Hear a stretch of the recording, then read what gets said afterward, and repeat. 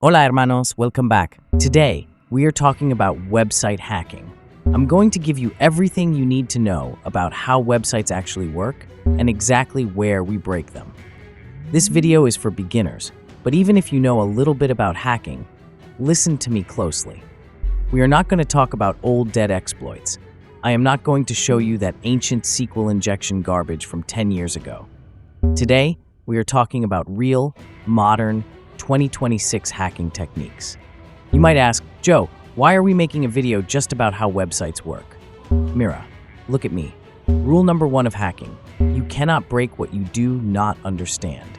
Period. If you don't know how the developer built the wall, you won't know where they forgot the cement. Also, I have a massive announcement. I am putting the final touches on years of hard work. I am finishing the best, most brutal, no BS web hacking book ever written for modern bug bounties. It is coming soon, and if you get that PDF, your brain is going to level up permanently. Until then, do not forget my first guide, Network Scanning from Beginner to Pro.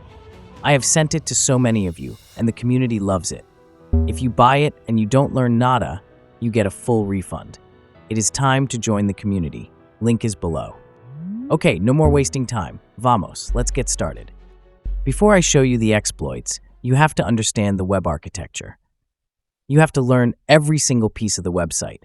Why? Because of reconnaissance. Listen, script kiddies think hacking is just throwing an automated scanner at a login page and waiting for a magic password. Real hackers know that 90% of the hacking happens in recon. Let me tell you a story. A few years ago, I was hacking a massive financial company. Their main website, a fortress, web application firewalls, Cloudflare, unhackable. But because I understood architecture, I didn't attack the main site. I spent 2 weeks just doing recon, mapping their subdomains, mapping their APIs, looking at their DNS records, finding old development servers they forgot to turn off. I found a forgotten server from 3 years ago sitting on a weird subdomain. It had no firewall, one payload, and I had the whole network. Recon is everything. So let me explain exactly how a website works, simply, step by step. And as we go through each piece, I will tell you the exact modern attack we use to destroy it. First step, the domain name system. When you open your browser and type google.com, your computer has absolutely no idea what Google is. Computers only understand numbers, which we call IP addresses, so your computer calls the DNS. DNS is just a massive public phone book. It says, you want google.com? Their phone number is right here. Where do we hack it? We don't attack the IP address.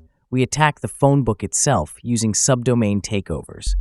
Listen to how easy this is. A massive company decides to launch a customer support portal. They create a subdomain, like support.company.com. They don't want to build it themselves, so they point that DNS record to a third-party cloud service, like Zendesk. 2 years later, the company closes the support portal. They cancel their Zendesk account. But the lazy IT guy forgets to delete the DNS record in the phone book. As a hacker, I scan all 10,000 subdomains of this company. I find that support page. My tool tells me it is pointing to a dead Zendesk account.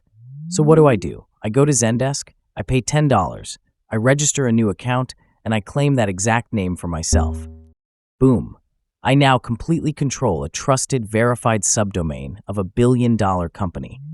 The company's phone book is pointing millions of trusted users directly to my malicious server. I can use this to steal session cookies or run the ultimate phishing scam. Next, the browser and the request and response cycle. In 2026, websites are not just simple pages anymore. They are complex applications. The browser is just a blank canvas. When you click a button, the browser sends invisible API requests in the background to fetch raw data. Where do we hack it? This is where the real magic happens. Normal people only see the pretty buttons. Hackers use an intercepting proxy, like Burp Suite, to freeze the internet. We catch the request in the air before it ever reaches the server. Let's look at a modern attack. It's called BOLA, or Broken Object Level Authorization. I freeze the traffic. Look at the raw data my browser is sending on the screen right here. You can see it clearly says my user ID is 1045. I am user 1045. The server is about to send me my private receipt. but I freeze time. I click on that number, I delete it, I type 1046, I click forward. If the backend developer is lazy, they check if I am logged in, but they forget to check if I actually have permission to view user 1046's data. The server replies with that other user's private home address and credit card info. But modern hackers go deeper. We don't just change the IDs. What if I change the command from get to delete? I can delete another user's account just by changing one word in the dark. We attack the logic. Now the message reaches the server. The server is the brain. It runs the code. 10 years ago, a server was a physical metal box sitting in a closet. Today, 99% of servers are in the cloud. Amazon Web Services, Google Cloud, Azure. Where do we hack it? We use SSRF, or server-side request forgery. This is the most devastating attack in modern cloud hacking.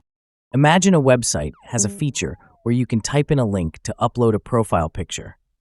The server takes your link, reaches out to the internet, downloads the picture, and saves it. Instead of giving it a picture link, I give it an internal, private network address. I force the web server to visit its own admin panel. The firewall blocks me from seeing it, but it trusts the server. I am forcing the server to hack itself. But today, we take this to the cloud.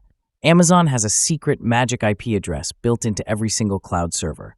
It is the metadata endpoint. I put that magic address into the profile picture uploader. The server blindly visits it. And because the server is an Amazon instance, it replies with the server's private master keys. Look at the screen right now. You can see the exact access keys dumped right into my terminal. I just stole the master keys to their entire cloud infrastructure. I didn't bypass a firewall. I didn't guess a password. I just asked the server a question, and it handed me the keys to the kingdom. Behind the server is the database, the vault. It holds the passwords, the emails, the credit cards. Where do we hack it? Old hackers use SQL injection. But today, modern startups use NoSQL databases like MongoDB. There is no SQL language. It's all data objects. Can we still inject it? Absolutely. We use NoSQL injection. Instead of typing a password, I intercept the login request. Look at the code on the screen. I delete my password and I replace it with a mathematical operator. I am basically injecting a command that says not equal. I just told the database, log me into the admin account as long as the password is not equal to nothing. Because the real admin password is not empty, the mathematical statement is true. The database returns a valid login token. I bypass the login screen without ever knowing the password. Finally, cookies and sessions. Listen to me. The internet has no memory. Every time you click a link, the server completely forgets who you are. So when you log in, the server gives your browser a session token. It is a digital VIP wristband. Every time you click a new page, your browser automatically flashes that wristband to the server so you don't have to type your password again. Where do we hack it? In modern apps, they use JWT or JSON Web Tokens. When I intercept a modern web request, I see a long string of garbage text. To a normal person, it's gibberish. To a hacker, the first 3 letters of that text mean something very specific. It means the data is encoded. I take that token, I decode it, and look at what we get on the screen. It is entirely readable. It clearly says my role is customer. Now the server signs this token with a secret cryptographic signature at the very end to prevent me from tampering with it. If I change the word customer to admin, the signature breaks and the server rejects me. But humans are lazy. Sometimes the developer uses a weak, easily guessable secret key, like secret 123. I take their signature, I load it into a cracking tool, and I use my graphics card to brute force millions of combinations a second. When my computer cracks the secret key, the game is over. I change my role to admin.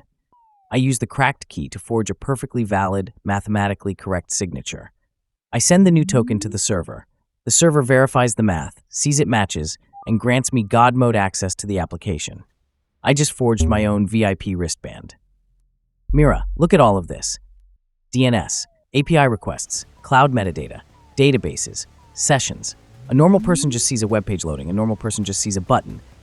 But now, you see the matrix. You see the hidden logic. You see exactly where the weak points are in modern web architecture. If you don't understand how the car engine works, you can never be a mechanic. If you don't understand these web concepts, you will never be a web hacker. You will just be a script kiddie copying dead payloads from a 10-year-old forum. Build your foundation. Learn the architecture. Go grab the network scanning PDF below and get ready for the web hacking book. It's going to change the way you see the internet forever. Thank you for watching, Hermanos. I will see you in the next one. One life, one shot. Make it count.